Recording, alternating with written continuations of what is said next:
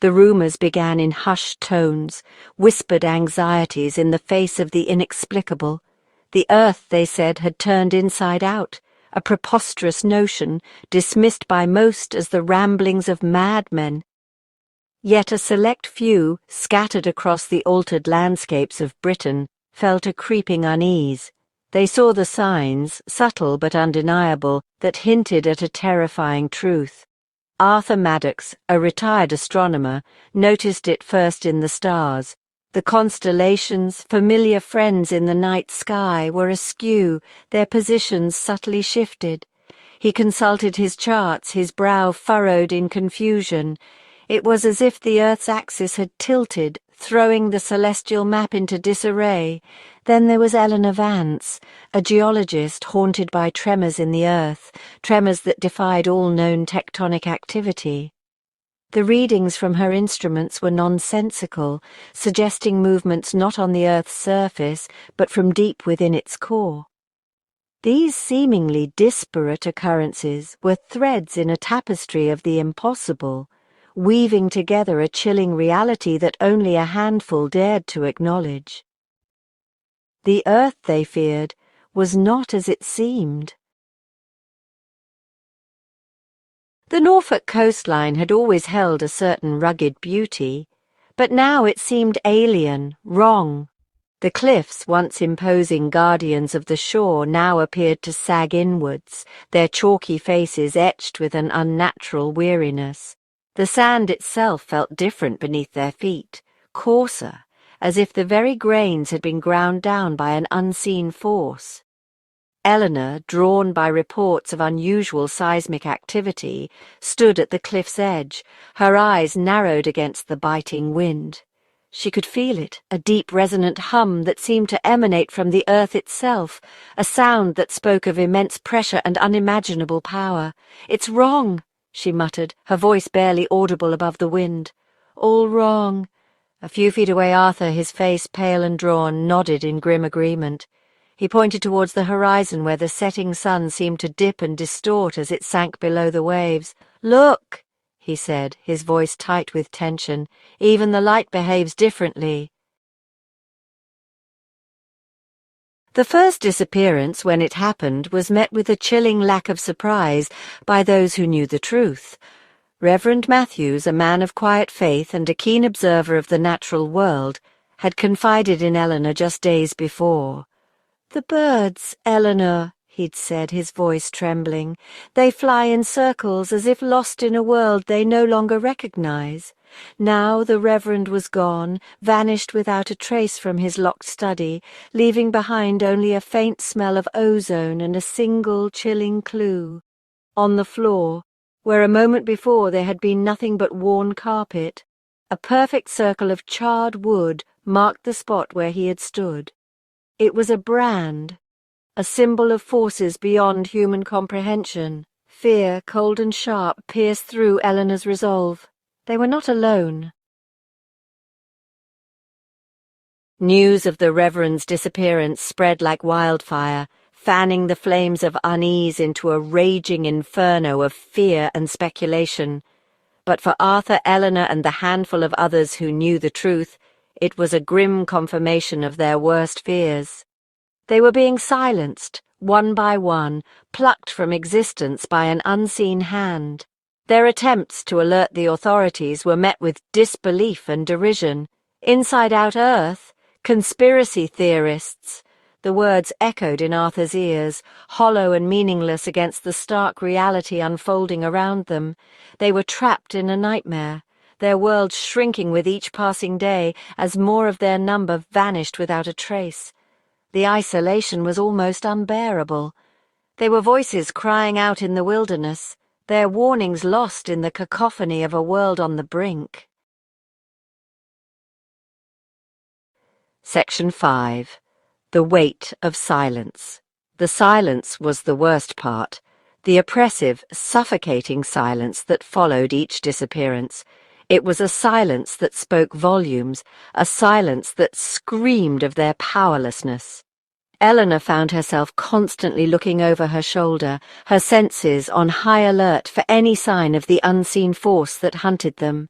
She had nightmares, vivid, terrifying dreams of being pulled through a swirling vortex, her body stretched and distorted until it was nothing more than a wisp of smoke. She would wake up gasping for air, her heart pounding in her chest, the feeling of dread clinging to her like a shroud. The weight of their secret, the knowledge of what was happening, was a heavy burden to bear. They were living contradictions, inhabiting a world that no longer made sense, surrounded by people oblivious to the danger that lurked beneath the surface.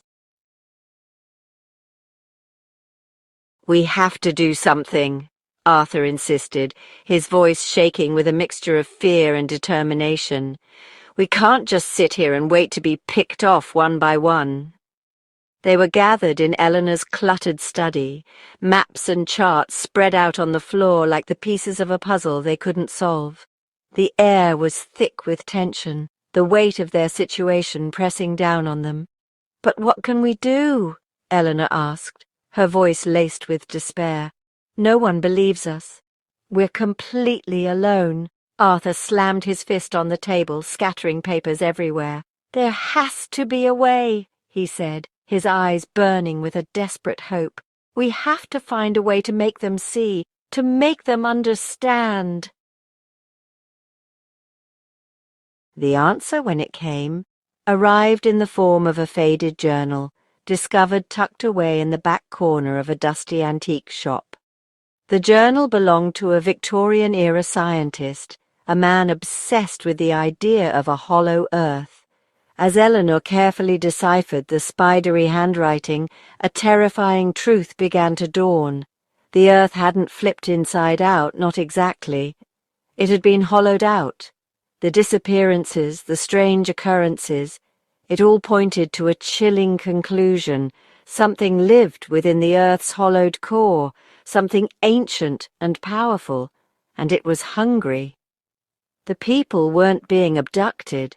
They were being consumed, drawn through fissures in the Earth's crust, sacrifices to a being beyond human comprehension. The world they knew was nothing more than a thin shell, a fragile membrane separating them from an abyss they could barely imagine. Panic, raw and primal, threatened to consume them. They were trapped, living on the inside of a hollow sphere, their every move watched by an unseen entity. The familiar constellations, now grotesquely distorted, mocked them with their beauty, a constant reminder of the cosmic joke that had been played on humanity. The world outside their small circle of knowledge continued as normal, oblivious to the horrifying truth. People went about their daily lives, ate their meals, laughed with their loved ones, utterly unaware that they were living on borrowed time. The irony was almost unbearable. They had yearned to be believed, to warn the world, but now they wished for nothing more than to retreat back into the blissful ignorance of the masses. But there was no escaping the truth. They were living on the edge of oblivion, and the abyss stared back.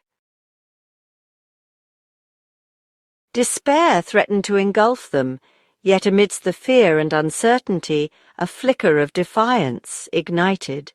The Victorian Scientist's Journal, besides laying bare the horrifying truth, also hinted at a possible escape, a way to seal the fissures, to trap the entity within its earthen prison. The instructions were cryptic, fragmented, but they offered a glimmer of hope in the face of overwhelming darkness. They knew the risks, knew that the entity would resist their efforts with all its might, but they also knew they had no choice. The fate of humanity, however precariously balanced, rested on their shoulders. They were an unlikely band of heroes, united by fear and a desperate hope for survival. As they set about deciphering the scientist's cryptic instructions, a single question hung heavy in the air. Could they succeed where he had failed? The Earth, once a symbol of permanence, had become a prison, but they refused to give in to despair. They would fight for their survival, for the survival of their species, even if it meant confronting the terrifying reality that lay at the heart of their hollow world.